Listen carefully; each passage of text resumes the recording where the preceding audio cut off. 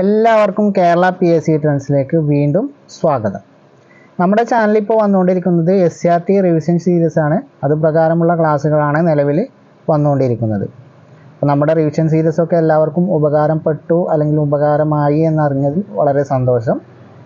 അപ്പോൾ നമുക്ക് വീഡിയോയിലേക്ക് പോകുന്നതിന് മുമ്പ് എൻ്റെ ചാനൽ കൊണ്ട് എന്തെങ്കിലും നിങ്ങൾക്ക് ഉപകാരം ഉണ്ടായാൽ, ഞാൻ എപ്പോഴും പറയുന്നത് പോലെ തന്നെയാണ്, ഈ ചാനൽ കൊണ്ട് എന്തെങ്കിലും ഉപകാരം ഉണ്ടായാൽ ചാനലൊന്ന് സബ്സ്ക്രൈബ് ചെയ്യുക.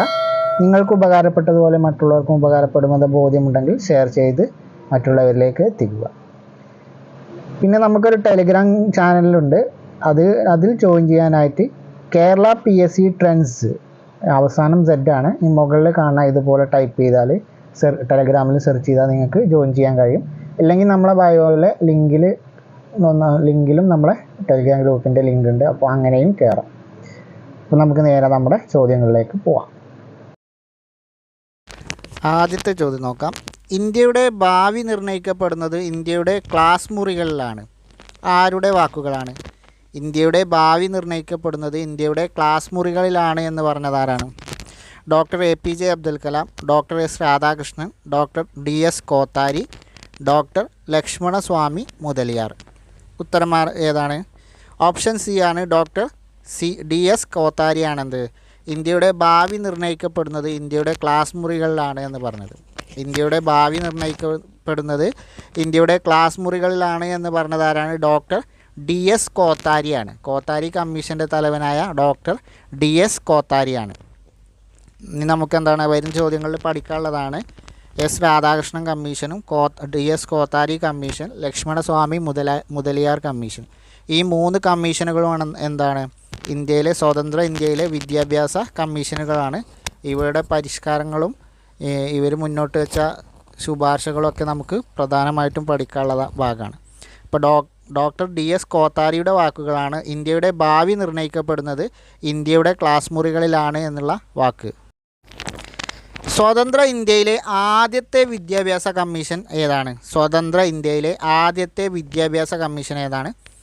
Kothari commission, Mudaliar commission, Radhakrishnan commission ഇവയൊന്നുമല്ല. സ്വതന്ത്ര ഇന്ത്യയിലെ ആദ്യത്തെ കമ്മീഷൻ എന്ന് പറയുന്നത് ആരാണ്? ഓപ്ഷൻ C ആണ്. ഡോക്ടർ രാധാകൃഷ്ണൻ്റെ നേതൃത്വത്തിലുള്ള രാധാകൃഷ്ണൻ കമ്മീഷനാണെന്ത് സ്വതന്ത്ര ഇന്ത്യയിലെ ആദ്യത്തെ കമ്മീഷൻ എന്ന് പറയുന്നത്. ഇത് യൂണിവേഴ്സിറ്റി വിദ്യാഭ്യാസത്തെക്കുറിച്ച് പഠിക്കാൻ നിയോഗിക്കപ്പെട്ട കമ്മീഷനാണെന്ത് ഡോക്ടർ രാധാകൃഷ്ണൻ കമ്മീഷൻ. ഈ കമ്മിറ്റിയുടെ ശുപാർശ പ്രകാരമാണ് ഇന്ത്യയിൽ UGC നിലവിൽ വരുന്നത്. അപ്പോൾ നമുക്ക് വരും ചോദ്യങ്ങളിൽ അത് വിശദമായി പഠിക്കാണ്ട്, അതുകൊണ്ട് ഇവിടെ കൂടുതൽ പറയുന്നില്ല. അപ്പോൾ സ്വതന്ത്ര ഇന്ത്യയിലെ ആദ്യത്തെ വിദ്യാഭ്യാസ കമ്മീഷൻ എന്ന് പറയുന്നത് ഏതാണ്? ഡോക്ടർ S രാധാകൃഷ്ണൻ കമ്മീഷനാണ് സ്വതന്ത്ര ഇന്ത്യയിലെ ആദ്യത്തെ വിദ്യാഭ്യാസ കമ്മീഷൻ എന്ന് പറയുന്നത്. ഇതിന് ശേഷം വന്ന കമ്മീഷനാണ് ഏത്? ലക്ഷ്മണസ്വാമി മുതലിയാർ കമ്മീഷൻ. അതിനുശേഷം വന്നതാണെന്ത്? DS Kothari commission. ഇങ്ങനെ 3 കമ്മീഷനുകളാണ് നമുക്ക് പഠിക്കാനുള്ളത്. അതിൽ ആദ്യത്തേത് എന്താണ്? രാധാകൃഷ്ണൻ കമ്മീഷനാണ്. സ്വതന്ത്ര ഇന്ത്യയിലെ ആദ്യത്തെ കമ്മീഷൻ എന്ന് പറയുന്നത് രാധാകൃഷ്ണൻ കമ്മീഷനാണ്. യൂണിവേഴ്സിറ്റി വിദ്യാഭ്യാസത്തെക്കുറിച്ച് പഠിക്കാനാണെന്ത് ഈ ഒരു കമ്മീഷൻ നിയമിതമായത്. സർവകലാശാല വിദ്യാഭ്യാസത്തെക്കുറിച്ചുള്ള പഠനത്തിനായി രൂപീകരിച്ച 1948 S രാധാകൃഷ്ണൻ കമ്മീഷൻ മുന്നോട്ട് വെച്ച ശുപാർശകളുമായി ബന്ധപ്പെട്ട് തെറ്റായ പ്രസ്താവന കണ്ടെത്താനാണ്. അപ്പോൾ ഡോക്ടർ S രാധാകൃഷ്ണൻ കമ്മീഷൻ ചില ശുപാർശകൾ വെച്ചിട്ടുണ്ട്. അപ്പോൾ അതുമായി ബന്ധപ്പെട്ട് തെറ്റായ പ്രസ്താവന കണ്ടെത്താനാണ്. ഇപ്പോൾ സർവകലാശാല വിദ്യാഭ്യാസത്തെക്കുറിച്ച് ഉള്ള പഠനത്തിനായിട്ടാണ് ഡോക്ടർ S രാധാകൃഷ്ണൻ കമ്മീഷൻ രൂപീകൃതമായത്. സ്വാതന്ത്ര്യം കിട്ടിയ പിറ്റേ വർഷം 1948 ഡോക്ടർ S രാധാകൃഷ്ണൻ കമ്മീഷൻ നിയമിതനായത്. അപ്പോൾ അവർ നടത്തിയ കുറച്ച് ശുപാർശകളുമായി ബന്ധപ്പെട്ട് തെറ്റായ പ്രസ്താവന കണ്ടെത്താനാണ്. അപ്പോൾ താഴെ തന്നിരിക്കുന്നവയിൽ ഡോക്ടർ S രാധാകൃഷ്ണൻ കമ്മീഷൻ നടത്തിയ ശുപാർശകൾ അല്ലാത്തത് ഏത് എന്ന് കണ്ടെത്താനാണ്. അപ്പോൾ 1948 S രാധാകൃഷ്ണൻ കമ്മീഷൻ. അതാണ് പറഞ്ഞത് സ്വതന്ത്ര ഇന്ത്യയിലെ ആദ്യത്തെ വിദ്യാഭ്യാസ കമ്മീഷനാണ് doctor S Radhakrishnan commission. University അല്ലെങ്കിൽ സർവകലാശാല വിദ്യാഭ്യാസത്തെക്കുറിച്ചുള്ള പഠനത്തിനായിട്ടാണ് ഈ ഒരു കമ്മീഷൻ രൂപീകരിച്ചത്. അപ്പോൾ പ്രസ്താവനകൾ നോക്കാം. തൊഴിലധിഷ്ഠിത വിദ്യാഭ്യാസ സ്ഥാപനങ്ങൾ തുടങ്ങുക. ത്രിഭാഷാ പദ്ധതി നടപ്പിലാക്കണം. സ്ത്രീ വിദ്യാഭ്യാസത്തിന് പ്രാധാന്യം നൽകണം. യൂണിവേഴ്സിറ്റി ഗ്രാൻഡ് കമ്മീഷൻ അതല്ലെങ്കിൽ UGC രൂപീകരിക്കണം. അപ്പോൾ ഇതിലേതാണ് തെറ്റായത്?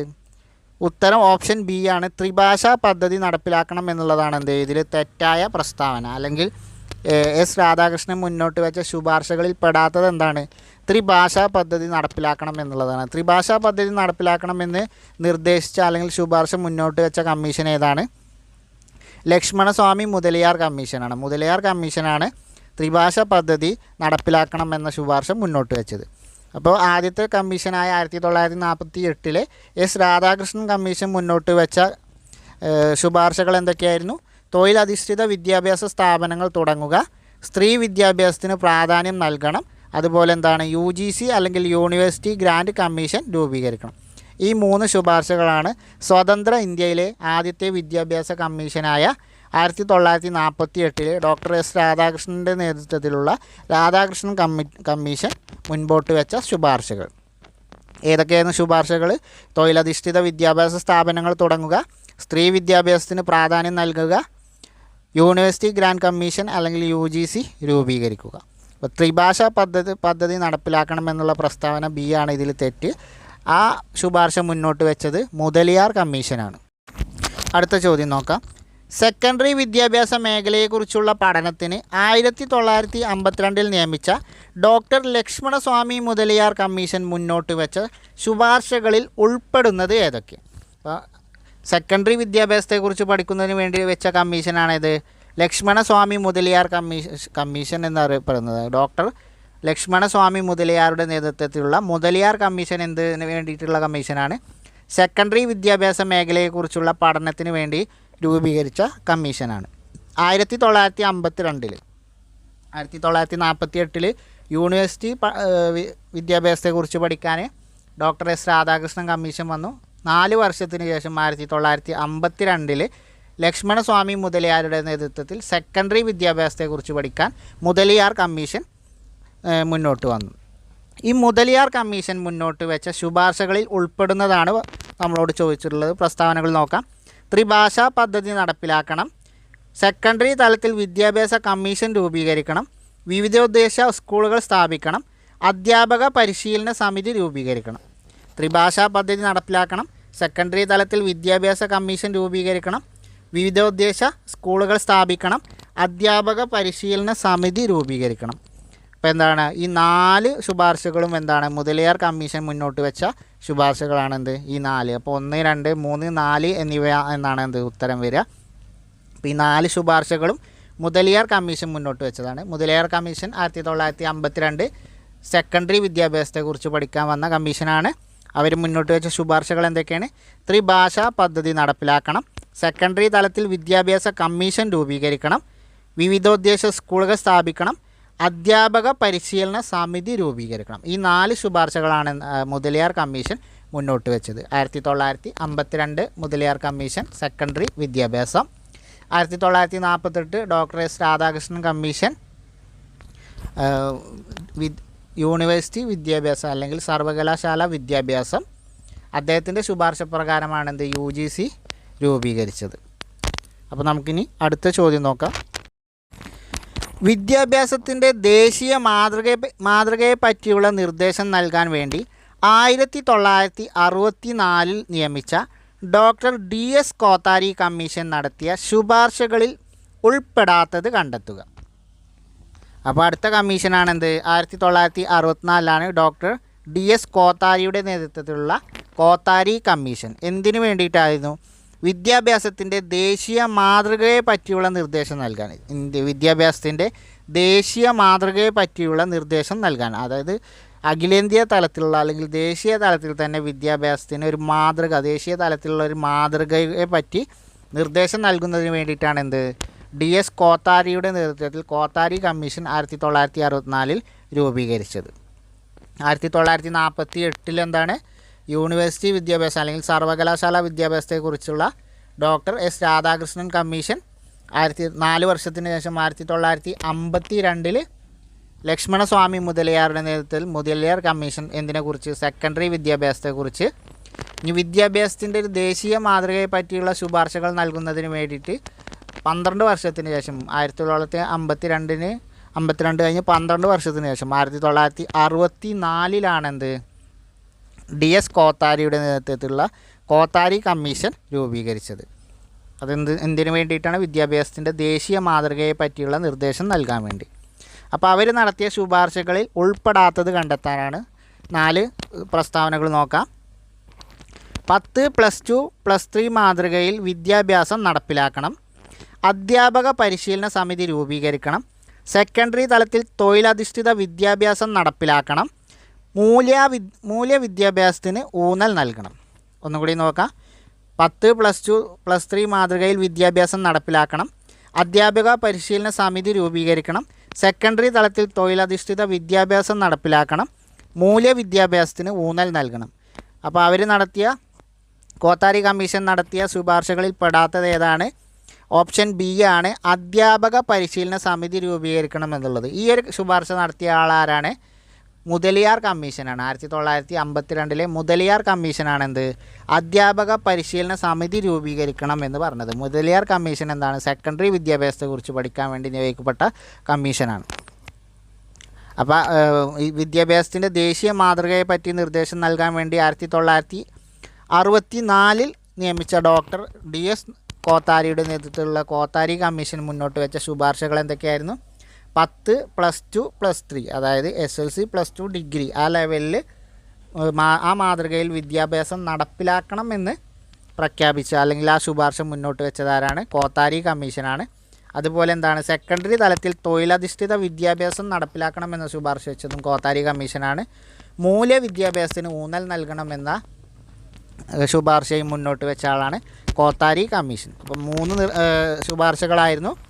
10+2+3 മാതൃകയിൽ വിദ്യാഭ്യാസം, സെക്കൻഡറി തലത്തിൽ തൊഴിലധിഷ്ഠിത വിദ്യാഭ്യാസം, മൂല്യവിദ്യാഭ്യാസത്തിന് ഊന്നൽ നൽകണം. ഈ 3 ശുപാർശകളാണ് കോത്താരി കമ്മീഷൻ നൽകിയത്. 1962 വർഷം DS കോത്താരി ആയിരുന്നു അതിൻ്റെ നേതൃത്വം നൽകിയിരുന്നത്. അടുത്തത് നോക്കാം. പുതിയ സഹസ്രാബ്ദത്തിലേക്ക് ഇന്ത്യയെ നയിക്കുക എന്ന ലക്ഷ്യത്തോടെ ദേശീയ വിദ്യാഭ്യാസ നയം NPE national policy on education രൂപീകരിച്ച വർഷം. പുതിയ സഹസ്രാബ്ദത്തിലേക്ക് ഇന്ത്യയെ നയിക്കുക എന്ന ലക്ഷ്യത്തോടെയാണ് എന്ത്? ദേശീയ വിദ്യാഭ്യാസ നയം രൂപീകരിച്ചത്. ദേശീയ വിദ്യാഭ്യാസ നയം അഥവാ NPE national policy on education രൂപീകരിച്ചത് ഏത് വർഷത്തിലാണ്? 1982, 84, 86, 88. ഉത്തരം ഏതാണ്? ഓപ്ഷൻ സി ആണ്. 1986 എന്ത്? NPE അല്ലെങ്കിൽ ദേശീയ വിദ്യാഭ്യാസ നയം അല്ലെങ്കിൽ നാഷണൽ പോളിസി ഓൺ എഡ്യൂക്കേഷൻ രൂപീകരിച്ചത് 1986 രാജീവ് ഗാന്ധി ആയിരുന്നു അന്ന് പ്രധാനമന്ത്രി. രാജീവ് ഗാന്ധി പ്രധാനമന്ത്രിയാവുന്ന സമയത്ത് 1986 എന്ത്? നാഷണൽ പോളിസി ഓൺ എഡ്യൂക്കേഷൻ അല്ലെങ്കിൽ ദേശീയ വിദ്യാഭ്യാസ നയം അല്ലെങ്കിൽ NPE രൂപീകരിച്ചത്. ഇതിൻ്റെ ലക്ഷ്യം എന്തായിരുന്നു? പുതിയ സഹസ്രാബ്ദത്തിലേക്ക് ഇന്ത്യയെ നയിക്കുക എന്നതായിരുന്നു ദേശീയ വിദ്യാഭ്യാസ നയത്തിൻ്റെ ലക്ഷ്യം. 1986 രാജീവ് ഗാന്ധി പ്രധാനമന്ത്രിയാവുന്ന സമയത്താണ് ദേശീയ വിദ്യാഭ്യാസ നയം രൂപീകരിച്ചത്. അപ്പോൾ ദേശീയ വിദ്യാഭ്യാസ നയം അല്ലെങ്കിൽ NPE രൂപീകരിച്ച വർഷം എന്ന് പറയുന്നത് 1986. 1986 ദേശീയ വിദ്യാഭ്യാസ നയത്തിൻ്റെ നിർദ്ദേശങ്ങളിൽ ഉൾപ്പെടുന്നത് ഏതൊക്കെയാണ്? 1986 NPE അല്ലെങ്കിൽ നാഷണൽ പോളിസി ഓൺ എഡ്യൂക്കേഷൻ അല്ലെങ്കിൽ ദേശീയ വിദ്യാഭ്യാസ നയത്തിൻ്റെ നിർദ്ദേശങ്ങളിൽ ഉൾപ്പെടുന്നത് ഏതൊക്കെയാണ്? പ്രസ്താവനകൾ നോക്കാം. പ്രാഥമിക വിദ്യാഭ്യാസത്തിനും തുടർ വിദ്യാഭ്യാസത്തിനും പ്രാധാന്യം നൽകണം. പ്രൈമറി തലത്തിൽ വിദ്യാഭ്യാസം സാർവത്രികമാക്കാനും സ്കൂളുകളിലെ ഭൗതിക സാഹചര്യം മെച്ചപ്പെടുത്താനും ഓപ്പറേഷൻ ബ്ലാക്ക് ബോർഡ് പദ്ധതി നടപ്പിലാക്കണം. ഓരോ ജില്ലയിലും നവോദയ വിദ്യാലയങ്ങൾ സ്ഥാപിക്കണം. പെൺകുട്ടികളുടെ വിദ്യാഭ്യാസത്തിന് പ്രോത്സാഹനം നൽകണം. ഉത്തരം എന്താണ്? 1, 2, 3, 4 എന്നിവ എന്നാണ്. ഈ 4 നിർദ്ദേശങ്ങളും എന്താണ്? ദേശീയ വിദ്യാഭ്യാസ നയത്തിൻ്റെ ഭാഗമായി മുന്നോട്ട് വെച്ച നിർദ്ദേശങ്ങളാണ്. ദേശീയ വിദ്യാഭ്യാസത്തിൻ്റെ നയത്തിൻ്റെ ഭാഗമായി രാജീവ് ഗാന്ധി പ്രധാനമന്ത്രിയാകുമ്പോൾ 1986 ദേശീയ വിദ്യാഭ്യാസ നയത്തിൻ്റെ ഭാഗമായി മുന്നോട്ട് വെച്ച നിർദ്ദേശങ്ങൾ ഏതൊക്കെയായിരുന്നു? പ്രാഥമിക വിദ്യാഭ്യാസത്തിനും തുടർ വിദ്യാഭ്യാസത്തിനും പ്രാധാന്യം നൽകണം. ഒന്നാമത്തേത് പ്രൈമറി തലത്തിൽ വിദ്യാഭ്യാസം സാർവത്രികമാക്കാനും സ്കൂളുകളിലെ ഭൗതിക സാഹചര്യം മെച്ചപ്പെടുത്താനും ഓപ്പറേഷൻ ബ്ലാക്ക് ബോർഡ് പദ്ധതി നടപ്പിലാക്കണം. ഓരോ ജില്ലയിലും നവോദയ വിദ്യാലയങ്ങൾ സ്ഥാപിക്കണം. പെൺകുട്ടികളുടെ വിദ്യാഭ്യാസത്തിന് പ്രോത്സാഹനം നൽകണം. അപ്പോൾ ദേശീയ വിദ്യാഭ്യാസ നയത്തിൻ്റെ നിർദ്ദേശങ്ങൾ ഏതൊക്കെയായിരുന്നു? പ്രാഥമിക വിദ്യാഭ്യാസത്തിനും തുടർ വിദ്യാഭ്യാസത്തിനും പ്രാധാന്യം നൽകണം. പ്രൈമറി തലത്തിൽ വിദ്യാഭ്യാസം സാർവത്രികമാക്കാനും സ്കൂളുകളിലെ ഭൗതിക സാഹചര്യം മെച്ചപ്പെടുത്താനും ഓപ്പറേഷൻ ബ്ലാക്ക് ബോർഡ് പദ്ധതി നടപ്പിലാക്കണം. ഓരോ ജില്ലയിലും നവോദയ വിദ്യാലയങ്ങൾ സ്ഥാപിക്കണം. പെൺകുട്ടികളുടെ വിദ്യാഭ്യാസത്തിന് പ്രോത്സാഹനം നൽകണം. ഈ 4 നിർദ്ദേശങ്ങളും എന്താണ്? 1986 ദേശീയ വിദ്യാഭ്യാസ നയത്തിൻ്റെ നിർദ്ദേശങ്ങളാണ്. അടുത്തത് നോക്കാം. താഴെ തന്നിരിക്കുന്ന സൂചനകളിൽ നിന്ന് വ്യക്തിയെ തിരിച്ചറിയാനാണ്. താഴെ ചില സൂചനകൾ തന്നിട്ടുണ്ട്, അതിൽ നിന്ന് വ്യക്തിയെ തിരിച്ചറിയാനാണ്. ഒന്നാമത്തെ സൂചന, സ്വതന്ത്ര ഇന്ത്യയിലെ ആദ്യത്തെ വിദ്യാഭ്യാസ മന്ത്രി. സ്വതന്ത്ര ഇന്ത്യയിലെ വിദ്യാഭ്യാസ നയം രൂപപ്പെടുത്തുന്നതിൽ പങ്കുവഹിച്ചു. ഇദ്ദേഹത്തിൻ്റെ ജന്മദിനമാണ് നവംബർ 11. ഈ നവംബർ 11 ദേശീയ വിദ്യാഭ്യാസ ദിനമായി ആചരിക്കുന്നത്. ഇപ്പോൾ സ്വതന്ത്ര ഇന്ത്യയിലെ ആദ്യത്തെ വിദ്യാഭ്യാസ മന്ത്രി. രണ്ടാമത്തത്, സ്വതന്ത്ര ഇന്ത്യയിലെ വിദ്യാഭ്യാസ നയം രൂപപ്പെടുത്തുന്നതിൽ പങ്കുവഹിച്ചു. ഇദ്ദേഹത്തിൻ്റെ ജന്മദിനമാണ് നവംബർ 11. ഇദ്ദേഹത്തിൻ്റെ ജന്മദിനമാണ്. ഈ നവംബർ 11 നമ്മൾ ദേശീയ വിദ്യാഭ്യാസ ദിനമായിട്ട് ആചരിക്കുന്നു. ഓപ്ഷൻസ് നോക്കാം. Jawaharlal Nehru, Maulana Abdul Kalam Azad, CD Deshmukh, doctor DS Kothari. ആരാണ് ഈ പ്രത്യേകതകൾ അല്ലെങ്കിൽ തന്ന പ്രത്യേകതകളിൽ നിന്നുള്ള ഈ വ്യക്തി ആരാണ്? ഉത്തരം ഓപ്ഷൻ ബി ആണ്, മൗലാന അബ്ദുൽ കലാം ആസാദാണ്. അപ്പം സ്വതന്ത്ര ഇന്ത്യയിലെ ആദ്യത്തെ വിദ്യാഭ്യാസ മന്ത്രി ആരാണ്? മൗലാന അബ്ദുൽ കലാം ആസാദാണ്. സ്വതന്ത്ര ഇന്ത്യയിലെ വിദ്യാഭ്യാസ നയം രൂപപ്പെടുത്തുന്നതിൽ പങ്കുവഹിച്ചതും മൗലാന അബ്ദുൽ കലാം ആസാദാണ്. മൗലാന അബ്ദുൽ കലാം ആസാദിൻ്റെ ജന്മദിനമാണെന്ത്? നവംബർ 11. അതുകൊണ്ട് അദ്ദേഹത്തിൻ്റെ ജന്മദിനമായ നവംബർ 11 ദേശീയ വിദ്യാഭ്യാസ ദിനമായിട്ട് ആചരിക്കുന്നത്. അതുപോലെ ഇന്ത്യ വിൻസ് ഫ്രീഡം എന്ന പുസ്തകം രചിച്ച ആളും ആരാണ്? Maulana Abdul Kalam ആസാദാണ്. India wins freedom എന്ന പുസ്തകം രചിച്ച ആൾ മൗലാന അബ്ദുൽ കലാം ആസാദാണ്. അപ്പോൾ സ്വതന്ത്ര ഇന്ത്യയിലെ ആദ്യത്തെ വിദ്യാഭ്യാസ മന്ത്രി, സ്വതന്ത്ര ഇന്ത്യയിലെ വിദ്യാഭ്യാസ നയം രൂപപ്പെടുത്തുന്നതിൽ പങ്കുവഹിച്ച വ്യക്തി, അതുപോലെ ദേശീയ വിദ്യാഭ്യാസ ദിനമായ നവംബർ 11 ആരുടെ ജന്മദിനമാണെന്ന് ചോദിച്ചാൽ അതും മൗലാന അബ്ദുൽ കലാം ആസാദിൻ്റെയാണ്. കൂടാതെ ഇന്ത്യ വിൻസ് ഫ്രീഡം എന്ന പുസ്തകം എഴുതിയത് ആരാണെന്ന് ചോദിച്ചാൽ അതും മൗലാന അബ്ദുൽ കലാം ആസാദാണ്. ഓപ്ഷൻ എ, ജവഹർലാൽ നെഹ്റുവിൻ്റെ നമുക്കറിയാം ഇന്ത്യയിലെ ആദ്യത്തെ പ്രധാനമന്ത്രിയാണ്, ആസൂത്രണ കമ്മീഷൻ്റെ അധ്യക്ഷനാണ്. അതുപോലെ ഡിസ്കവറി ഓഫ് ഇന്ത്യ എന്ന പുസ്തകം എഴുതിയ ആളാണ് എന്നൊക്കെ നമ്മൾ ആദ്യം പഠിച്ചതാണ്. CD ദേശ്മുഖ് ആരാണ്? CD ദേശ്മുഖ് ആസൂത്രണ കമ്മീഷനിലെ അംഗമായിരുന്ന ആളാണ്. ആര്? CD Deshmukh. Doctor DS Kothari ആരാണ്? കോത്താരി 1964 കോത്താരി കമ്മീഷൻ്റെ തലവനാണ് DS കോത്താരി. നമ്മൾ ഈ വീഡിയോയിൽ തന്നെ പഠിച്ചതാണ്. ദേശീയ തലത്തിലുള്ള വിദ്യാഭ്യാസ നയം രൂപപ്പെടുത്തുന്നതിന് വേണ്ടി രൂപീകരിച്ച കമ്മീഷനാണ് ഡോക്ടർ DS കോത്താരിയുടെ നേതൃത്വത്തിലുള്ള കോത്താരി കമ്മീഷൻ. 10, +2, +3 രീതിയിലുള്ള വിദ്യാഭ്യാസ സമ്പ്രദായം നടപ്പിലാക്കണമെന്ന് ശുപാർശ ചെയ്ത ആളാണ് കോത്താരി കമ്മീഷൻ. വിദ്യാഭ്യാസം കൊണ്ടുള്ള നിയമം ഇന്ത്യ ഗവൺമെൻറ് പാസാക്കിയ വർഷം ഏതാണ്? വിദ്യാഭ്യാസം മൗലികാവകാശമാക്കിക്കൊണ്ടുള്ള നിയമം ഇന്ത്യ ഗവൺമെൻറ് പാസാക്കിയ വർഷം 2005, 2008, 2009, 2004. ഉത്തരം ഓപ്ഷൻ സി ആണ്, 2009 ആണ്. 2009 ഡോക്ടർ മൻമോഹൻ സിംഗ് പ്രധാനമന്ത്രിയാവുന്ന സമയത്താണ് വിദ്യാഭ്യാസം മൗലികാവകാശമാക്കിക്കൊണ്ടുള്ള നിയമം പാസ്സാക്കിയത്. വിദ്യാഭ്യാസം മൗലികാവകാശമാണെന്ന് പറയുന്ന ആർട്ടിക്കിൾ ഏതാണെന്ന് ചോദിച്ചാൽ ആർട്ടിക്കിൾ 21A ആണ്. ആർട്ടിക്കിൾ 21A വിദ്യാഭ്യാസം മൗലികാവകാശമാണ് എന്ന് പറയുന്ന ആർട്ടിക്കിൾ, ഭരണഘടനയുടെ ആർട്ടിക്കിൾ 21A ആണ്. അടുത്ത ചോദ്യം നോക്കാം. കേന്ദ്ര ഗവൺമെൻറ് ആവിഷ്കരിച്ചിട്ടുള്ള സർവശിക്ഷ അഭിയാൻ, രാഷ്ട്രീയ മാധ്യമിക് ശിക്ഷ അഭിയാൻ എന്നിവ സംയോജിപ്പിച്ചുകൊണ്ട് 2018 മുതൽ രാജ്യത്ത് നടപ്പിലാക്കിയ പുതിയ പദ്ധതി ഏതാണ്? കേന്ദ്ര ഗവൺമെൻറ് ആവിഷ്കരിച്ചിട്ടുള്ള പദ്ധതികളാണ് സർവശിക്ഷ അഭിയാനും രാഷ്ട്രീയ മാധ്യമിക് ശിക്ഷ അഭിയാനും. ഈ 2 പദ്ധതികളും സംയോജിപ്പിച്ചുകൊണ്ട് 2018 മുതൽ രാജ്യത്ത് നടപ്പിലാക്കിയ പദ്ധതി ഏതാണ്? പ്രാഥമിക് ശിക്ഷ അഭിയാൻ, ഛാത്ര ശിക്ഷ അഭിയാൻ, ഉദ്യോഗ് ശിക്ഷ അഭിയാൻ, സമഗ്ര ശിക്ഷ അഭിയാൻ. ഇപ്പോൾ കേന്ദ്ര ഗവൺമെൻറ് ആവിഷ്കരിച്ചിട്ടുള്ള സർവശിക്ഷ അഭിയാൻ എന്ന പദ്ധതിയും രാഷ്ട്രീയ മാധ്യമിക് ശിക്ഷ അഭിയാൻ എന്ന പദ്ധതിയും സംയോജിപ്പിച്ചുകൊണ്ട് 2018 മുതൽ രാജ്യത്ത് നടപ്പിലാക്കിയ പദ്ധതി ഏതാണ്? ഉത്തരം ഓപ്ഷൻ ഡി ആണ്, സമഗ്ര ശിക്ഷ അഭിയാനാണ്. സമഗ്ര ശിക്ഷ അഭിയാൻ 2018 മുതൽ സമഗ്ര ശിക്ഷ അഭിയാൻ എന്ന പദ്ധതിയാണ് രാജ്യത്ത് നടപ്പിലാക്കിയത്. ഏതൊക്കെ പദ്ധതികളാണ് ഇതിനു വേണ്ടി സംയോജിപ്പിച്ചത്?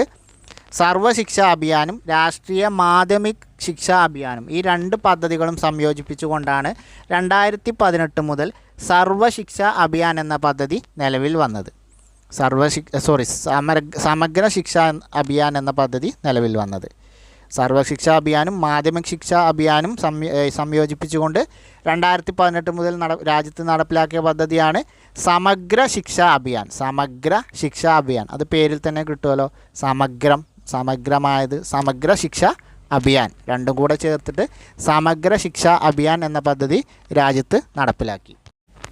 അടുത്ത ചോദ്യം, വിദ്യാഭ്യാസത്തെ സംസ്കാരവുമായി ബന്ധിപ്പിക്കുക എന്ന ലക്ഷ്യത്തോടെ കേന്ദ്ര സാംസ്കാരിക വകുപ്പ് 1979 ന്യൂഡൽഹി ആസ്ഥാനമായി രൂപീകരിച്ച സ്ഥാപനം. വിദ്യാഭ്യാസത്തെ സാംസ്കാരികവുമായി ബന്ധിപ്പിക്കുക എന്ന ലക്ഷ്യത്തോടെ കേന്ദ്ര സാംസ്കാരിക വകുപ്പ് 1979 ന്യൂഡൽഹി ആസ്ഥാനമായി രൂപീകരിച്ച സ്ഥാപനം ഏതാണ്? Central for cultural training, central for cultural resource and training, central for social and cultural training, central for advanced cultural reform. അപ്പോൾ 1979 ന്യൂഡൽഹി ആസ്ഥാനമായി കൊണ്ട് രൂപീകരിച്ച സ്ഥാപനമാണ് എന്തിനു വേണ്ടി? വിദ്യാഭ്യാസത്തെ സംസ്കാരവുമായി ബന്ധിപ്പിക്കുക എന്ന ലക്ഷ്യത്തോടെയാണ് സ്ഥാപിച്ച സ്ഥാപനമാണ്. 1979 ഇത് സ്ഥാപിച്ചത്. ന്യൂഡൽഹി ആസ്ഥാനമായിട്ടാണ് സ്ഥാപിച്ചത്, അല്ലെങ്കിൽ ഈ സ്ഥാപനത്തിൻ്റെ ആസ്ഥാനം ന്യൂഡൽഹിയാണ്. ഏതാണ് ആ സ്ഥാപനം എന്ന് ചോദിച്ചാൽ ഓപ്ഷൻ ബി ആണ്, centre for cultural resource and training. Centre for cultural resource and training എന്ന സ്ഥാപനമാണ് 1979 കേന്ദ്ര സാംസ്കാരിക വകുപ്പിൻ്റെ കീഴിൽ സ്ഥാപിച്ചത്. ന്യൂഡൽഹിയാണ് ഇതിൻ്റെ ആസ്ഥാനം. ഇതിൻ്റെ ലക്ഷ്യം എന്താണെന്ന് ചോദിച്ചാൽ വിദ്യാഭ്യാസത്തെ സാംസ്കാരികവുമായി ബന്ധിപ്പിക്കുക എന്നതായിരുന്നു ലക്ഷ്യം. അപ്പോൾ വിദ്യാഭ്യാസത്തെ സാംസ്കാരികമായി ബന്ധിപ്പിക്കുക എന്ന ലക്ഷ്യത്തോടെ കേന്ദ്ര സാംസ്കാരിക വകുപ്പിൻ്റെ കീഴിൽ 1979 രൂപീകരിച്ച സ്ഥാപനം ഏതാണ്? Central for cultural resource and training. Option B, central for cultural resource and training. ഇതിൻ്റെ ആസ്ഥാനം എവിടെയാണ്? ന്യൂഡൽഹിയാണ് ആസ്ഥാനം. രൂപീകരിച്ചത് 1979, ആസ്ഥാനം ന്യൂഡൽഹി. ഇതിൻ്റെ ലക്ഷ്യം എന്താണ്? കേന്ദ്ര സാംസ്കാരിക വകുപ്പാണ് ഇത് സ്ഥാപിച്ചത്. ഇതിൻ്റെ ലക്ഷ്യം വിദ്യാഭ്യാസത്തെ സംസ്കാരവുമായി ബന്ധിപ്പിക്കുക എന്നുള്ളതാണ്. അടുത്തത് നോക്കാം. സംഗീതത്തിൻ്റെയും നാടകത്തിൻ്റെയും പ്രോത്സാഹനം ലക്ഷ്യമിട്ട് രൂപീകരിച്ച ന്യൂഡൽഹി ആസ്ഥാനമായ സ്ഥാപനം. സംഗീതത്തിൻ്റെയും നാടകത്തിൻ്റെയും പ്രോത്സാഹനം ലക്ഷ്യമിട്ടുകൊണ്ട് രൂപീകരിച്ച ന്യൂഡൽഹി ആസ്ഥാനമായ സ്ഥാപനം ഏതാണ്? സംഗീത Natak Akademi, Sahitya Akademi, Lalit Kala Akademi, national school of drama. ഏതാണ് ഉത്തരം? ഓപ്ഷൻ എ ആണ്, സംഗീത നാടക അക്കാദമിയാണ്. അപ്പോൾ സംഗീതത്തിൻ്റെയും നാടകത്തിൻ്റെയും പ്രോത്സാഹനം ലക്ഷ്യമിട്ട് രൂപീകരിച്ച സംഘടന ഏതാണ്? സംഗീത നാടക അക്കാദമിയാണ്. ഇനി പറയുന്ന ഈ സാഹിത്യ Akademi, Lalit Kala Akademi, national school of drama, അതുപോലെ national book trust of India, ഈ സ്ഥാപനങ്ങളുടെയൊക്കെ ആസ്ഥാനം വരുന്നത് എന്താണ്? ഡൽഹിയാണ്. അപ്പോൾ ഇതിൽ കൺഫ്യൂഷൻ അല്ല, സുഖമാണ് പഠിക്കാൻ. ഈ സ്ഥാപനങ്ങളുടെ മുഴുവൻ ആസ്ഥാനവും വരുന്നത് എന്താണ്? ഡൽഹിയിലാണ്. സംഗീത നാടക അക്കാദമിയാണ് സംഗീതത്തിൻ്റെയും നാടകത്തിൻ്റെയും പ്രോത്സാഹനം ലക്ഷ്യമിട്ട് രൂപീകരിച്ച ന്യൂഡൽഹി ആസ്ഥാനമായ സ്ഥാപനം. നാഷണൽ സ്കൂൾ ഓഫ് ഡ്രാമ എന്താണ്? അത് ഈ സംഗീത നാടക അക്കാദമിയുടെ കീഴിൽ പ്രവർത്തിക്കുന്ന സ്ഥാപനമാണ്. അത് എന്താണ്? വർഷം നാടകോത്സവങ്ങൾ നടത്തുന്നതൊക്കെ എന്താണ്? സ്കൂൾ ഓഫ് ഡ്രാമയുടെ കീഴിലാണ്. National school of ഡ്രാമയാണെന്ത്? എല്ലാ വർഷവും നാടകമേളകൾ സംഘടിപ്പിക്കുന്നത്. അത് സംഗീത നാടക അക്കാദമിയുടെ കീഴിലുള്ള ഒരു സ്ഥാപനമാണ്. സാഹിത്യ അക്കാദമി എന്താണ്? പേരിൽ തന്നെ ഉണ്ടല്ലോ, നമ്മുടെ സാഹിത്യത്തെ വിദേശത്തും അതുപോലെ സ്വദേശത്തൊക്കെ പ്രോത്സാഹിപ്പിക്കുക എന്ന ലക്ഷ്യത്തോടെ രൂപീകരിച്ച സംഘടനയാണ് സാഹിത്യ അക്കാദമി. ലളിതകലാ അക്കാദമി എന്താണ്? നമുക്ക് വരാൻ പോകുന്ന ചോദ്യത്തിൽ ഇതൊക്കെ പഠിക്കാനുള്ളതാണ്. ലളിതകലാ അക്കാദമി എന്താണ്? പ്രീവിയസ് ക്വസ്റ്റ്യൻ ആണ്. അത് മുൻപ് ഖാദി ബോർഡ് LDCയിൽ ചോദിച്ച ചോദ്യമാണ്. അപ്പോൾ ഏതായാലും നമുക്ക് ഇനി അടുത്തത് അതാണ് ചർച്ച ചെയ്യുള്ളത്. അപ്പോൾ നമുക്കത് അപ്പോൾ ചർച്ച ചെയ്യാം. എല്ലാം ഞാൻ ഇപ്പോൾ തന്നെ പറയുന്നില്ല. ഓക്കെ, അപ്പോൾ അടുത്ത് നോക്കാം. ഇന്ത്യക്ക് അകത്തും പുറത്തുമുള്ള ഇന്ത്യൻ കലകളുടെ പ്രചരണം ലക്ഷ്യമിട്ട് പ്രവർത്തിക്കുന്ന സ്ഥാപനം. ഇന്ത്യക്ക് അകത്തും പുറത്തുമുള്ള ഇന്ത്യൻ കലകളുടെ പ്രചരണം ലക്ഷ്യമിട്ട് പ്രവർത്തിക്കുന്ന സ്ഥാപനം ഏതാണ്? ലളിതകലാ അക്കാദമിയാണ്. അതാണ് ഇപ്പോൾ നേരത്തെ പറയുന്നില്ല എന്ന് പറഞ്ഞത്, കാരണം അടുത്ത ചോദ്യം നമുക്ക് ഇതായതുകൊണ്ട്. ഇപ്പോൾ ലളിതകലാ അക്കാദമിയാണ്. ഇന്ത്യക്ക് അകത്തും പുറത്തുമുള്ള ഇന്ത്യൻ കലകളുടെ പ്രചരണം ലക്ഷ്യമിട്ട് പ്രവർത്തിക്കുന്ന സ്ഥാപനം എന്താണ്? അതും നമുക്ക് പേരിൽ തന്നെ കിട്ടും. കലകളുടെ പ്രചരണം എന്നുള്ളതിൽ നോക്കിയാൽ തന്നെ കണക്ട് ചെയ്യാതെ കിട്ടും. അതേതാണ്? ലളിതകലാ അക്കാദമിയാണ്. സ്കൂൾ ഓഫ് ഡ്രാമ നമ്മൾ നേരത്തെ പറഞ്ഞു. സാഹിത്യ അക്കാദമി, സംഗീത നാടക അക്കാദമിയൊക്കെ നമ്മൾ നേരത്തെ പറഞ്ഞതാണ്. ഇതിനും നമുക്ക് എന്താണ് ചോദ്യം വരാണ്ട്. അപ്പോൾ നമുക്ക് അതിലൊന്നും കൂടി പറയാം. അപ്പോൾ ഇന്ത്യക്ക് അകത്തും പുറത്തുമുള്ള ഇന്ത്യൻ കലകളുടെ പ്രചരണം എന്ന് പറഞ്ഞാൽ എന്താണ്? ലളിതകല അക്കാദമിയാണ്. ഞാൻ പറഞ്ഞു ഈ സ്ഥാപനങ്ങളുടെയൊക്കെ ആസ്ഥാനം ന്യൂഡൽഹിയാണ്. അപ്പോൾ അതിൽ കൺഫ്യൂഷൻ വേണ്ട. എല്ലാ സ്ഥാപനത്തിൻ്റെയും ആസ്ഥാനം ഏതാണ്? ന്യൂഡൽഹിയാണ്. അടുത്ത് നോക്കാം. ഇന്ത്യൻ ഭാഷാ സാഹിത്യത്തിൻ്റെ ഉന്നമനം ലക്ഷ്യമാക്കി പ്രവർത്തിക്കുന്ന സ്ഥാപനം. ഇന്ത്യൻ ഭാഷാ സാഹിത്യത്തിൻ്റെ ഉന്നമനം ലക്ഷ്യമാക്കി പ്രവർത്തിക്കുന്ന സ്ഥാപനം ഏതാണ്? സാഹിത്യം നമുക്കറിയാം, സാഹിത്യ അക്കാദമിയാണ്. ഓപ്ഷൻ ബി സാഹിത്യ അക്കാദമിയാണ്. അപ്പോൾ ഇന്ത്യൻ ഭാഷാ സാഹിത്യത്തിൻ്റെ ഉന്നമനം ലക്ഷ്യമാക്കി പ്രവർത്തിക്കുന്ന സ്ഥാപനം സാഹിത്യ അക്കാദമിയാണ്. ഇന്ത്യക്കകത്തും പുറത്തും ഉള്ള കലകളുടെ പ്രചരണം ലളിതകലാ അക്കാദമിയാണ്. സംഗീത നാടക അക്കാദമി നമ്മൾ പറഞ്ഞു. സംഗീതത്തിൻ്റെയും നാടകത്തിൻ്റെയും പ്രചരണം എന്ന് നമ്മൾ പറഞ്ഞു. നാഷണൽ സ്കൂൾ ഓഫ് ഡ്രാമ എന്ന് പറഞ്ഞാൽ അതിൻ്റെ കീഴിലുള്ള ഒരു സഹോദര സ്ഥാപനമാണ്. എല്ലാ വർഷവും നാടകമേളകൾ സംഘടിപ്പിക്കുന്നത് national school of ഡ്രാമയാണ്. National book trust of India നമുക്ക് അടുത്ത ചോദ്യത്തിൽ പഠിക്കാനുള്ളതാണ്. എന്താണ്? പുസ്തകങ്ങളുടെ പ്രചരണം, അതുപോലെ എന്താണ് കുറഞ്ഞ ചിലവിൽ പുസ്തകങ്ങൾ പബ്ലിഷ് ചെയ്യുക, പുസ്തകങ്ങളുടെ പ്രചരണം എന്നിവയൊക്കെയാണ് എന്ത് നാഷണൽ ബുക്ക് ട്രസ്റ്റ് ഓഫ് ഇന്ത്യയുടെ ലക്ഷ്യങ്ങൾ. അത് അടിസ്ഥാനമാക്കി സ്ഥാപിച്ച സ്ഥാപനമാണ്. നമുക്ക് അടുത്ത ചോദ്യത്തിൽ അതാണ് പഠിക്കാനുള്ളത്. നമുക്ക് നോക്കാം. കുറഞ്ഞ ചെലവിൽ പുസ്തകങ്ങൾ പ്രസിദ്ധീകരിക്കുക, വായന വളർത്തുക, ഇന്ത്യൻ പുസ്തകങ്ങൾ സ്വദേശത്തും വിദേശത്തും പ്രോത്സാഹിപ്പിക്കുക എന്നിവ ഏത് സ്ഥാപനത്തിൻ്റെ പ്രവർത്തനങ്ങളാണ്? കുറഞ്ഞ ചെലവിൽ പുസ്തകങ്ങൾ പ്രസിദ്ധീകരിക്കുക, വായന വളർത്തുക, ഇന്ത്യൻ പുസ്തകങ്ങൾ സ്വദേശത്തും വിദേശത്തും പ്രോത്സാഹിപ്പിക്കുക എന്നിവ ഏത് സ്ഥാപനത്തിൻ്റെ പ്രവർത്തനങ്ങളാണ്? നമുക്ക് പുസ്തകങ്ങൾ എന്ന് പറയുമ്പോൾ ഇതിലാകെ പേരിലൊന്നുള്ളൂ ബുക്ക് എന്ന് വരുന്നത് national book trust of India. Option C national book trust of ഇന്ത്യയുടെ പ്രവർത്തനങ്ങളാണ് എന്തൊക്കെ? കുറഞ്ഞ ചെലവിൽ പുസ്തകങ്ങൾ പ്രസിദ്ധീകരിക്കുക, അതുപോലെ വായന വളർത്തുക, പിന്നെ ഇന്ത്യൻ പുസ്തകങ്ങൾ സ്വദേശത്തും വിദേശത്തും പ്രോത്സാഹിപ്പിക്കുക.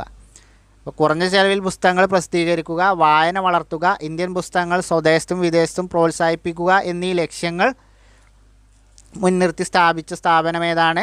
നാഷണൽ ബുക്ക് ട്രസ്റ്റ് ഓഫ് ഇന്ത്യയാണ്. നാഷണൽ ബുക്ക് ട്രസ്റ്റ് ഓഫ് ഇന്ത്യയാണെന്ത് ഈ ഒരു പ്രവർത്തനങ്ങൾ നടത്തുന്ന സ്ഥാപനം. അപ്പോൾ ഇതിൻ്റെ ആസ്ഥാനവും എന്താണ്? ഡൽഹിയാണ്. ഈ എല്ലാ സ്ഥാപനത്തിൻ്റെയും ആസ്ഥാനം വരുന്നത് എന്താണ്?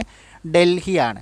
അപ്പോൾ ഇതൊരു പ്രധാനപ്പെട്ട ടോപ്പിക്കാണ്. സാഹിത്യ അക്കാദമി, ലളിതകലാ അക്കാദമി, അതുപോലെ national book trust of India, Sangeetha Natak academy എന്നുള്ളത് ഇതൊരു പ്രധാനപ്പെട്ട ടോപ്പിക്കാണ്. പ്രത്യേകം നോട്ട് ചെയ്തു. സംഗീത നാടക അക്കാദമിയുടെ കീഴിൽ പ്രവർത്തിക്കുന്ന എല്ലാ വർഷവും നാടകമേളകൾ സംഘടിപ്പിക്കുന്ന സ്ഥാപനം നമ്മൾ ചർച്ച ചെയ്തതാണ്. ഓപ്ഷൻ സി ആണ്. ഓപ്ഷൻ സി അല്ല, ഓപ്ഷൻ ഡി ആണ്. School of ഡ്രാമയാണ്.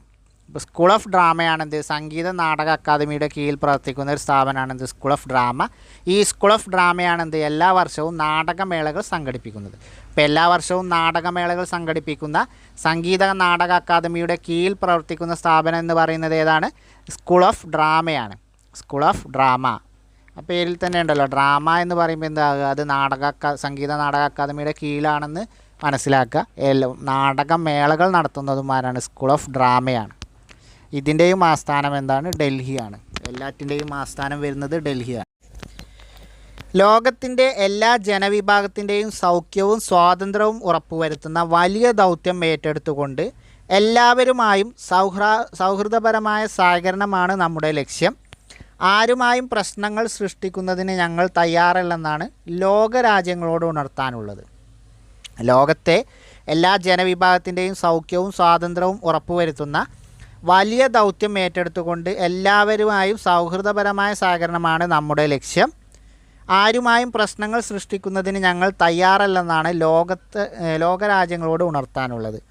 ആരുടേതാണ് ഈ വാക്കുകൾ? നമ്മുടെ ആദ്യത്തെ പ്രധാനമന്ത്രിയായ ജവഹർലാൽ നെഹ്റുവിൻ്റെ വാക്കുകളാണിത്. നമ്മുടെ വിദേശ നയമായ ചേരിചേരാ നയം വിശദീകരിച്ചുകൊണ്ട് അദ്ദേഹം നടത്തിയ ഒരു പ്രസംഗമാണ്. ചേരിചേരാ നയമായിരുന്നു നമ്മുടെ വിദേശ നയം. അപ്പോൾ ഇന്ത്യൻ വിദേശ നയത്തിൻ്റെ ശില്പി ആരാണ്? ജവഹർലാൽ നെഹ്റു ആണ്. നമ്മുടെ വിദേശ നയം എന്ന് പറയുന്നത് ചേരിചേരായ്മ നയമാണ്. അപ്പോൾ ഇതിനൊക്കെ സംബന്ധിച്ച് നെഹ്റു നടത്തിയ പ്രശസ്തമായ ഒരു പ്രസംഗത്തിലെ ഭാഗമാണെന്ത് ഈ മുകളിൽ കൊടുത്തത്. അപ്പോൾ ഇത് പറഞ്ഞ ആളാരാണ്? ഓപ്ഷൻ സി ആണ്, ജവഹർലാൽ നെഹ്റു ആണ്. ഇന്ത്യൻ വിദേശ നയത്തിൻ്റെ മുഖ്യ ശില്പി ആരാണ്? നമ്മളിപ്പോൾ പറഞ്ഞ കാര്യമാണ്. ജവഹർലാൽ നെഹ്റു ആണെന്ത് ഇന്ത്യൻ വിദേശ നയത്തിൻ്റെ മുഖ്യ ശില്പി എന്നറിയപ്പെടുന്നത്. ഇന്ത്യൻ വിദേശ നയത്തിൻ്റെ മുഖ്യ ശില്പി ആരാണ്? ജവഹർലാൽ നെഹ്റു ആണ്. നമ്മുടെ വിദേശ നയം എന്ന് പറഞ്ഞാൽ എന്താണ്? ചേരി ചേരായ്മ നയമാണ്. ചേരി ചേരായ്മ നയമാണ് നമ്മുടെ വിദേശ നയം. അപ്പോൾ അതിന് ഇന്ത്യൻ വിദേശ നയത്തിൻ്റെ മുഖ്യ ശില്പി ആരാണ്? ജവഹർലാൽ നെഹ്റു ആണ്. ഇന്ത്യൻ വിദേശ നയത്തിൻ്റെ പ്രധാന തത്വങ്ങൾ ഏതെല്ലാമാണ്? ഇന്ത്യൻ വിദേശ നയത്തിൻ്റെ പ്രധാന തത്വങ്ങൾ ഏതെല്ലാമാണ്? താഴെ 4 പ്രസ്താവനകൾ തന്നിട്ടുണ്ട്. അപ്പോൾ ഇന്ത്യൻ വിദേശ നയത്തിൻ്റെ തത്വങ്ങൾ അതിൽ ഏതൊക്കെയാണെന്നാണ് ചോദ്യം. ഒന്നാമത്തെ നോക്കാം. സാമ്രാജ്യത്തോടും കൊളോണിയൽ വ്യവസ്ഥയോടുമുള്ള എതിർപ്പ്, വംശീയവാദത്തോടുള്ള വിദ്വേഷം, സമാധാനപരമായ സഹവർത്തിത്വം, ഐക്യരാഷ്ട്രസഭയിലുള്ള വിശ്വാസം, പഞ്ചശീല തത്വങ്ങൾ, വിദേശ സഹായത്തിൻ്റെ ആവശ്യകതയിലുള്ള ഊന്നൽ, ചേരി ചേരായ്മ നയം. ഒന്നുകൂടി നോക്കാം. സാമ്രാജ്യത്തോടും കൊളോണിയൽ വ്യവസ്ഥയോടുമുള്ള എതിർപ്പ്, വംശീയവാദത്തോടുള്ള വിദ്വേഷം, സമാധാനപരമായ സഹവർത്തിത്വം, ഐക്യരാഷ്ട്രസഭയിലുള്ള വിശ്വാസം, പഞ്ചശീല തത്വങ്ങൾ, വിദേശ സഹായത്തിൻ്റെ ആവശ്യകതയിലുള്ള ഊന്നൽ, ചേരി ചേരായ്മ നയം. അപ്പോൾ ഇന്ത്യൻ വിദേശ നയത്തിൻ്റെ പ്രധാന തത്വങ്ങൾ ഏതെല്ലാമാണ്? ഇവയെല്ലാം ഇന്ത്യൻ വിദേശ നയത്തിൻ്റെ പ്രധാന തത്വങ്ങളാണ്. 1, 2, 3, 4 എന്നിവ ഉത്തരം വരിക. അപ്പോൾ ഇന്ത്യൻ വിദേശ നയത്തിൻ്റെ പ്രധാന തത്വങ്ങൾ ഏതൊക്കെയാണ്? സാമ്രാജ്യത്തോടും കൊളോണിയൽ വ്യവസ്ഥയോടുമുള്ള എതിർപ്പ്, അതുപോലെ വംശീയവാദത്തോടുള്ള വിദ്വേഷം, സമാധാനപരമായ സഹവർത്തിത്വം, ഐക്യരാഷ്ട്രസഭയിലുള്ള വിശ്വാസം, പഞ്ചശീല തത്വങ്ങൾ, വിദേശ സഹായത്തിൻ്റെ ആവശ്യകതയിലുള്ള ഊന്നൽ, ചേരി ചേരായ്മ നയം. ഇതൊക്കെ ഇന്ത്യൻ വിദേശ നയത്തിൻ്റെ പ്രധാന തത്വങ്ങളാണ്. പ്രധാനപ്പെട്ട പോയിന്റുകളാണ് നോട്ട് ചെയ്ത് വെക്കുക. ഇന്ത്യൻ വിദേശ നയത്തിൻ്റെ പ്രധാന തത്വങ്ങളാണെന്ത്? ഇവയെല്ലാം എന്നുള്ളത്. ഇന്ത്യൻ പ്രധാനമന്ത്രി നെഹ്റുവും ചൈനീസ് പ്രധാനമന്ത്രി ചൗ എൻ ലായും തമ്മിൽ പഞ്ചശീല കരാറിൽ ഒപ്പുവെച്ച വർഷം ഏതാണ്? അപ്പോൾ പഞ്ചശീല കരാറിൽ ഒപ്പുവെച്ചത് ആരൊക്കെയാണെന്ന് ചോദിച്ചാൽ ഇന്ത്യൻ പ്രധാനമന്ത്രിയായിരുന്ന ജവഹർലാൽ നെഹ്റു, ചൈനീസ് പ്രധാനമന്ത്രിയായ ചൗ എൻ ലായും ആണ് പഞ്ചശീല കരാറിൽ ഒപ്പുവെച്ചത്. ഇവർ രണ്ടുപേരും ചേർന്ന് പഞ്ചശീല കരാറിൽ ഒപ്പുവെച്ച ദിവസം അല്ലെങ്കിൽ വർഷം ഏതാണ്? പഞ്ചശീല കരാറിൽ ഒപ്പുവെച്ച വർഷം എന്ന് പറയുന്നത് ഏതാണ്? Option A 1952, option B 53, option C 54, option D 55. ഇത് 1954. ഓപ്ഷൻ സി ആണ് ഉത്തരം. 1954. അപ്പോൾ പഞ്ചശീല കരാറിൽ ഒപ്പുവെച്ച വർഷം എന്ന് പറയുന്നത് 1954. ആരൊക്കെയാണ് ഒപ്പുവെച്ചത്? ജവഹർലാൽ നെഹ്റുവും ചൈനീസ് പ്രധാനമന്ത്രിയായ ചൗ എൻ ലായും തമ്മിലാണ് പഞ്ചശീല കരാറിൽ ഒപ്പുവെച്ചത്. വർഷം 1954. സ്വാതന്ത്ര്യം കിട്ടി 7 വർഷത്തിന് ശേഷം 1954 ജവഹർലാൽ നെഹ്റുവും ചൈനീസ് പ്രധാനമന്ത്രിയായ ചൗ എൻ ലായും തമ്മിൽ പഞ്ചശീല കരാറിൽ ഒപ്പുവെച്ചത്. 1954. ഓപ്ഷൻ സി ആണ് ഉത്തരം. പഞ്ചശീല തത്വങ്ങളിൽ ഉൾപ്പെടുന്നത് തിരഞ്ഞെടുക്കാനാണ്. താഴെ 5 കാര്യങ്ങൾ തന്നിട്ടുണ്ട്. അപ്പോൾ അതിൽ പഞ്ചശീല തത്വങ്ങളിൽ ഉൾപ്പെടുന്നത് തിരഞ്ഞെടുക്കാനാണ്. നമുക്കറിയാം പഞ്ചം എന്ന് പറഞ്ഞാൽ തന്നെ 5 തത്വങ്ങളാണ് പഞ്ചശീല തത്വങ്ങളുള്ളത്. 1954 ഒപ്പുവെച്ചത്. ജവഹർലാൽ നെഹ്റുവും ചൗ എൻ ലായുമാണ് ഒപ്പുവെച്ചത് എന്നൊക്കെ നമ്മൾ പഠിച്ചു. അപ്പോൾ ഇനി നമുക്ക് പ്രസ്താവനകളൊന്ന് നോക്കാം. ഒന്നാമത്തത്, രാജ്യത്തിൻ്റെ അതിർത്തിയും പരമാധികാരവും പരസ്പരം അംഗീകരിക്കുക. 2, പരസ്പരം ആക്രമിക്കാതിരിക്കുക. 3, ആഭ്യന്തര കാര്യങ്ങളിൽ പരസ്പരം ഇടപെടാതിരിക്കുക. 4, സമത്വവും പരസ്പര സഹായവും പുലർത്തുക. 5, സമാധാനപരമായ സഹവർത്തിത്വം പാലിക്കുക. ഇപ്പോൾ ഈ 5 കാര്യങ്ങൾ എന്താണ്? ഈ 5 കാര്യങ്ങളും പഞ്ചശീല തത്വങ്ങളിൽ ഉൾപ്പെടുന്ന കാര്യങ്ങളാണ്. അപ്പോൾ എന്തൊക്കെയായിരുന്നു പഞ്ചശീല തത്വങ്ങൾ എന്ന് നോക്കാം നമുക്ക്. പഞ്ചശീല തത്വങ്ങൾ അല്ലെങ്കിൽ പഞ്ചശീല തത്വങ്ങളിൽ ഉൾപ്പെടുന്ന 5 കാര്യങ്ങൾ എന്തൊക്കെയായിരുന്നു? രാജ്യത്തിൻ്റെ അതിർത്തിയും പരമാധികാരവും പരസ്പരം അംഗീകരിക്കുക, പരസ്പരം ആക്രമിക്കാതിരിക്കുക, ആഭ്യന്തര കാര്യങ്ങളിൽ പരസ്പരം ഇടപെടാതിരിക്കുക, സമത്വവും പരസ്പര സഹായവും പുലർത്തുക, സമാധാനപരമായ സഹവർത്തിത്വം പാലിക്കുക. ഈ 5 കാര്യങ്ങളായിരുന്നു പഞ്ചശീല തത്വങ്ങൾ എന്ന് പറയുന്നത്. 1954 പഞ്ചശീല തത്വങ്ങൾ ഒപ്പുവെച്ചത്. ആരൊക്കെ തമ്മിലാണ്? ജവഹർലാൽ നെഹ്റുവും ചൈനീസ് പ്രധാനമന്ത്രിയായ ചൗ എൻ ലായും തമ്മിലാണ് പഞ്ചശീല തത്വങ്ങൾ ഒപ്പുവെച്ചത്. അപ്പോൾ അതിൽ പഞ്ചശീല തത്വങ്ങളിൽ 5 തത്വങ്ങൾ എന്തൊക്കെയായിരുന്നു? രാജ്യത്തിൻ്റെ അതിർത്തിയും പരമാധികാരവും പരസ്പരം അംഗീകരിക്കുക, പരസ്പരം ആക്രമിക്കാതിരിക്കുക, ആഭ്യന്തര കാര്യങ്ങളിൽ പരസ്പരം ഇടപെടാതിരിക്കുക, സമത്വവും പരസ്പര സഹായവും പുലർത്തുക, സമാധാനപരമായ സഹവർത്തിത്വം പാലിക്കുക. ഇത്രയായിരുന്നു പഞ്ചശീല തത്വങ്ങളിൽ ഉള്ളത്. അപ്പോൾ നമ്മൾ ഇന്നത്തെ വീഡിയോയിൽ ഏകദേശം 21 ചോദ്യങ്ങളാണ് ചർച്ച ചെയ്തത്. അതിൻ്റെ ആൻസറും അനുബന്ധ വിവരങ്ങളൊക്കെ നമ്മൾ അത്യാവശ്യം ചർച്ച ചെയ്തിട്ടുണ്ട്. പിന്നെ അടുത്ത ഒരു സെറ്റ് ചോദ്യങ്ങളുമായി അടുത്ത ദിവസം തന്നെ കാണാം. അതുവരെ എല്ലാവർക്കും താങ്ക് യു.